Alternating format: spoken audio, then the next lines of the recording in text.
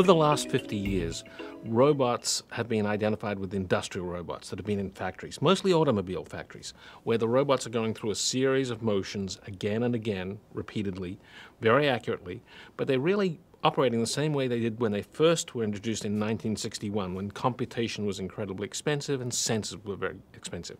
In the last 10 years, we've had 50 years of Moore's law, getting the amount of computation we can have in an embedded, low-cost system so that we can do real-time sensing and real-time 3D sensing. We also have enough understanding on human-computer interaction and then robot-computer interaction to start building robots that can really interact with people, and so that an ordinary person who doesn't have to know how to program can interact with a robot and get it to do something useful. The first industrial robots had to be shown a trajectory and follow a trajectory, and that's how the vast majority of industrial robots are still programmed. Follow a trajectory accurately. That's your hammer. So now you have to restructure all your nails so that hammer can hit those nails. In the new robots, in the new style of robots, there's a lot of built-in software, a lot of common sense knowledge that's just built in. The robot knows if it doesn't have anything in its hand, it can't put it down. So now you don't have to have error recovery code put in by the user.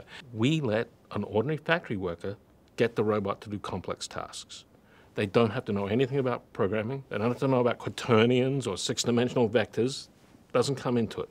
They're showing it the objects and what to do with the objects, and the robot is making the inferences. When a factory worker wants the robot to do something new, they come up to the robot, they grab its arm, they move its arm over an object, there's a camera there, they show it the object. The robot learns what the object looks like by moving around. They may bring it down, they may press the button to close the fingers. The robot infers, oh, I'm supposed to pick something up here. And if by the way, the object was moving when it went down, the robot would infer, oh, this is a conveyor belt. I know about conveyor belts. I need to match my arm speed to that. So they just show the robot the things that it's got to deal with, where to pick them up, where to put them, when to hold them in front of a scanner, say, and the robot patches everything together and then is able to do the task by itself.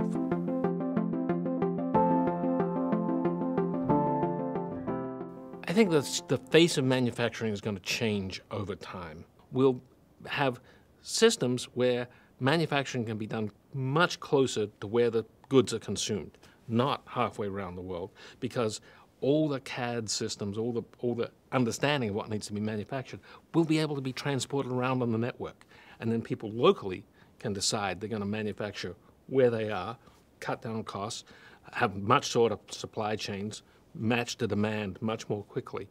And so we will see a change in manufacturing into more local, smaller scale operations, but manufacturing very complex things. Now, a company in the US might design a product, figure out how to manufacture it in China, and then with contract manufacturers, ship it to the retailers in the US. In the future, that model may change. The companies that design stuff may just sell the CAD package, and then local suppliers all around would buy that and produce on demand. And so there'll be many, many different sorts of businesses come up, just as we've seen in the computer industry.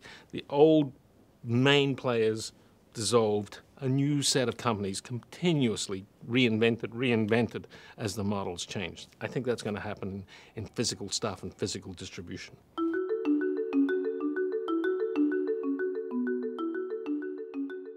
With changing demographics, it becomes harder and harder to get labor to do the service things.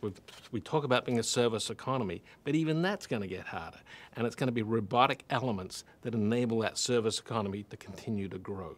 So how do you bring in an intelligent system which does sensing, computation, and mechanical actuation in the world to achieve some task that used to take a person? I think we're going to see a lot more assistance in getting things into cars, out of cars, getting things upstairs, getting things into your house.